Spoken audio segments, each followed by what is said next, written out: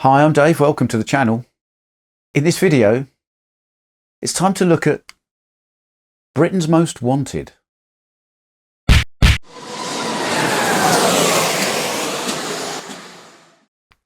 So here it is. Britain's Most Wanted. Definitely Britain's Most Wanted slot car. This is proven out by the fact that Scalextric say this is the most pre-ordered slot car in Scalextric history. The British wanted this a lot for a long time. This is our Datsun 510, if you will. Now, Americans and Australians seem a little baffled by this. It's a station wagon. Why would somebody make a station wagon into a race car? And so on and so on. Now, I get it. But you have to understand how the British think. Now, in 1994, for some strange reason, Volvo decided that the best way to change their image, which at the time was very much of being a very boring, safe car driven by boring, safe people who had a bit of a reputation for being old people who actually ended up knocking quite a lot of motorbikers off. It was a thing. Anyway, they tried to change their reputation as a mark by entering the British Touring Car Championship, and crazily, at the time, the regulations allowed them to enter the estate car, as I will call it, because it's not a station wagon over here. So they did. And I guess it was a bit of a PR coup because it was quirky, it was very different, and that appeals to the British. They were definitely the underdog, especially with a car that was an estate car. The car you take the dogs to the park in, the car you put a bale of hay in to take to feed the horses, and they were going racing with it. This just appeals to the British. It doesn't matter that the car actually didn't do very well. It raced for one season and then regulations changed at the end of that season in 1994. So in 95 they had to run the saloon or sedan version instead. But for one gloriously strange year, this car raced at the hands of Rickard Rydell and Jan Lammers. It wasn't brilliant. It did manage to qualify third a couple of times. Rydell managed to get it to finish fifth as its highest place position that year at Alton Park, and he finished in points positions in 9 out of the 21 races that year. So it wasn't illustrious, but it did all right, and it beat the Nissans and it beat the Mazdas in the Constructors' Championship as well. So it was okay. So there is a certain amount of stigma attached to this car, along with the word cheating. Now, there was no cheating. It's fair to say that the car was within the rules, although it probably wasn't within the spirit of the rules. They found that the engine in this car was about 10% down on power compared with its competitors, and they needed to do something about that. Now, the team was run by Tom Walkinshaw, TWR, and being somebody who liked to read the rules closely, the rules said you were not allowed to weld to the factory cylinder head which you must use. The rules also said you couldn't change the angle of the valves in that head. The rules didn't say that you couldn't machine a big chunk off the head. The rules didn't say that you couldn't bolt bits of metal to the head. And the rules didn't say the head had to sit on the block straight. So TWR machined a big chunk of the cylinder head away, bolted on a whole new set of valve gear and canted the entire head over so it wasn't sitting straight on the block anymore but was at an angle. So the valves were still the same angle in the head, but the head was not the same angle on the block. It wasn't cheating. If you want to see Tom Walkinshaw cheating, this is Tom Walkinshaw cheating. But that's another story. We've been there. And it was proven to be not cheating after every single race of the 1994 season, because after every single race, one team or other would appeal the modification to the stewards, And after every single race, the stewards would judge it to have been legal. So it wasn't cheating. So I still haven't really explained to overseas viewers why the British are quite so taken with this car. I mean, yes, it's quirky and it's different, and that sort of thing appeals to the British. But I think it's also a unique thing of the time in history when it was. In '94, sport in the UK still hadn't really disappeared off onto its own channel behind a paywall or anything. And an awful lot of sport was just on the mainstream public broadcast channel, BBC One, on a Saturday afternoon from sort of midday until 5. They ran a live sports magazine programme called Grandstand. There really were only a few channels, and most people consumed their sport on television during those 5 hours on a Saturday afternoon. It was a cultural thing, and viewing figures were high. But there would be, a bit of golf and a bit of horse racing, a bit of motorsport, maybe a rugby match, whatever. Various things. So you'd watch most of it, and even if you were just there for watching the golf or the tennis or something, you'd probably watch the 20 minutes of touring car racing that was just in the middle of the broadcast, because it was sport and that was how you consumed it. And you got Murray Walker wailing into a microphone during all of the commentaries, which was always a bonus. So I think if you were somebody who wasn't particularly into motorsport, but you watched the programme, you will have sort of half watched the touring car racing. And obviously of all of the cars, if you're not into cars, the one that would stick out would have been the quirky oddity. So I think possibly a large number of the people, obviously people who are into British touring cars will buy this, but people who buy Scalextric cars, but more the road cars and things like that maybe sometimes, if they're going to buy a touring car at all, they're probably going to buy this one because of that just familiarity, even to people who aren't necessarily into the formula of motorsport. So I think that is why it is so amazingly popular amongst us 50 and 60 somethings in the UK. Now this car itself, as a model, colours, decals, yep, all spot on, all in the right places. A couple of people I've seen on social media have said they've had a few little faults in some of the decals. But I guess if you've made as many thousands of these as they have obviously had to, one or two are going to slip through the quality control. And Scalextric are very good at replacing anything that you think is faulty. So it might be inconvenient, but it's not the end of the world. You will get a good one. This is a Vietnam car again, and everything's in place. The finish is good. I think all of those, we've been through this. I think the problems that they had with the Vietnam factory are all very much in the past now. Now this car is a bit of a step forward possibly for Scalextric. I mean, they say they don't make racing cars, but this is very low. Now I know the real car was very low, but Scalextric in the past have kept with their strange guide system on the front, within that sort of cylinder thing, and cars have appeared a bit too high. Not anymore.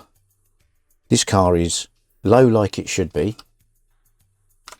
and it has not a completely flat chassis, but a fairly flat chassis.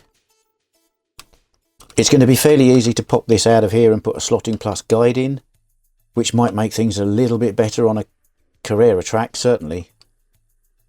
And yeah, I think this is very good because this car is long and they've still gone to the bother of pushing the guide as far forward as they possibly can, which means, well, I make that 100mm. It's a good long triangle. It's as much as they can probably have made it. They've optimized that for handling. This is not a company that's just making models anymore, I don't think.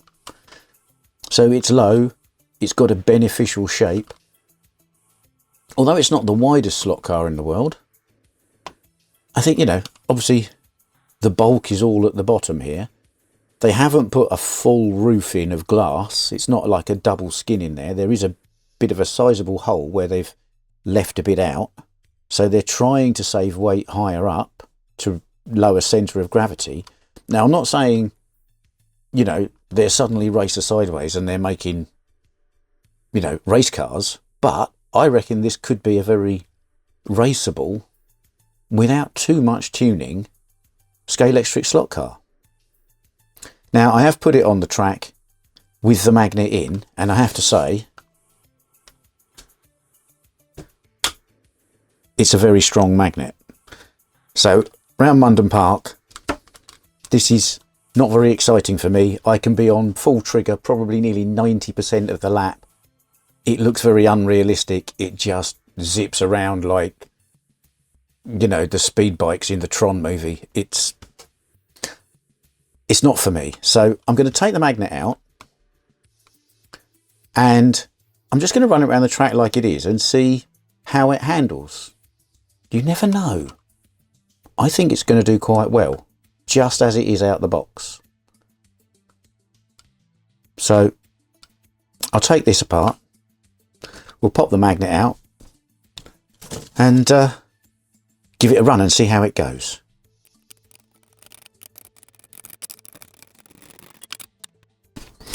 So not very much in here, as you'd expect.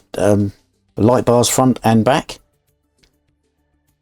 A standard S-can motor in line.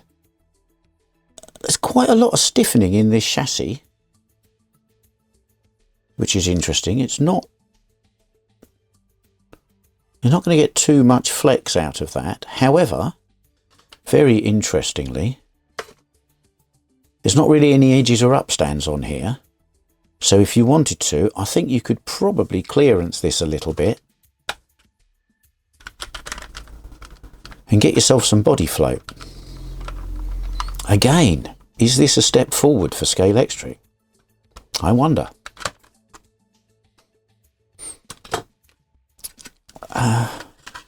The interior, well, it's that usual clip-in thing. I think it will probably come out if I wanted it to.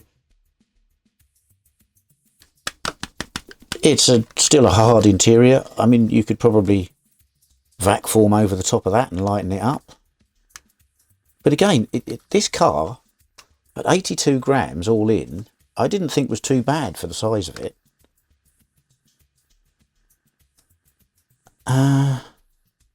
Right, so let's pop this magnet out of here.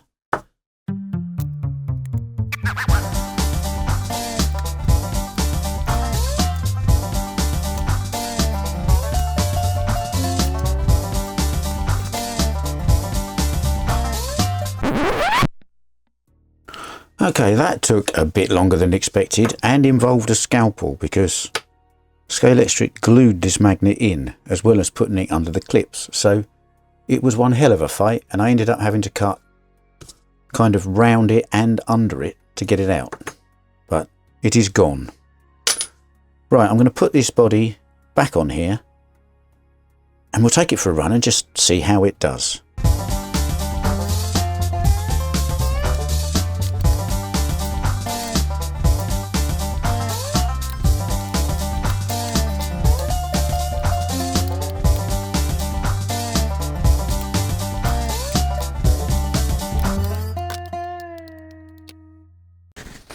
Right, okay then, let's have a go.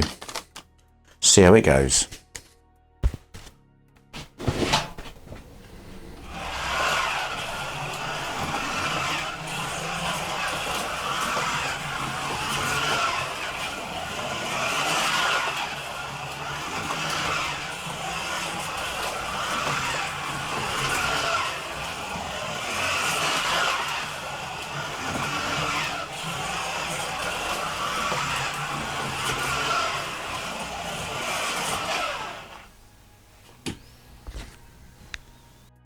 Well, that's not too bad. I mean, it's quite tail happy. The tyres probably need a little bit of grip.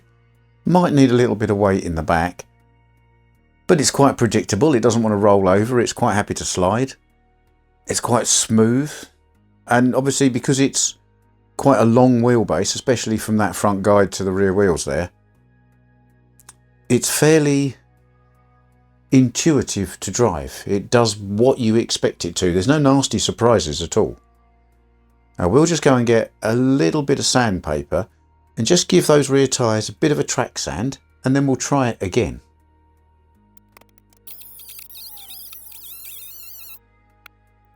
Right, let's have another go. 8.3 seconds the first time.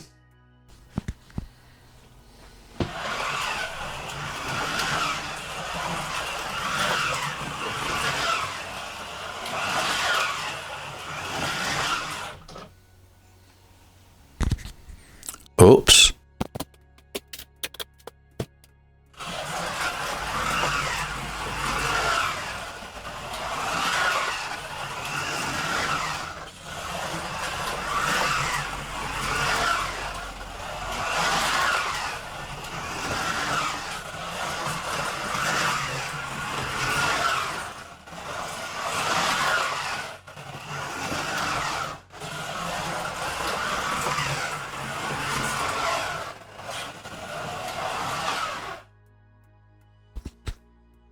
Well, that's interesting. That gave me a 7 seconds dead. It didn't seem that much faster. I'm just going to try that a bit more.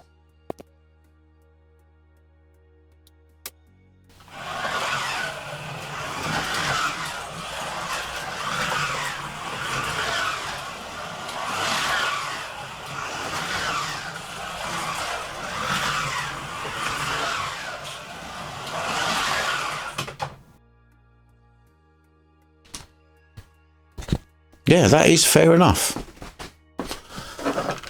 This car is producing a 7 second lap with nothing more than the magnet out and a light tyre sand. Now I'm going to put a little bit of weight in just where the magnet used to be, and then I'm going to have another go.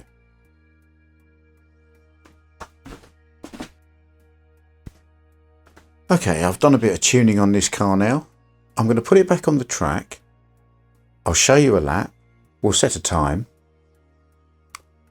And then I'll tell you what I did.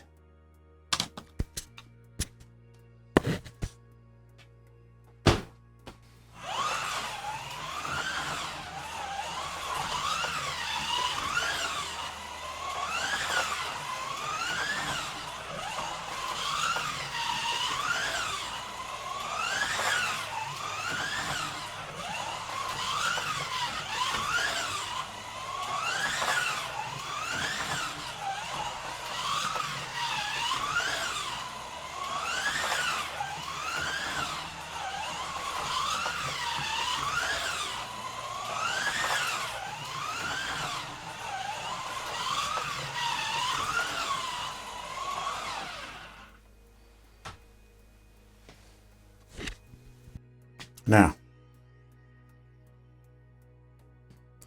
all of those times were in the 6.3 second mark.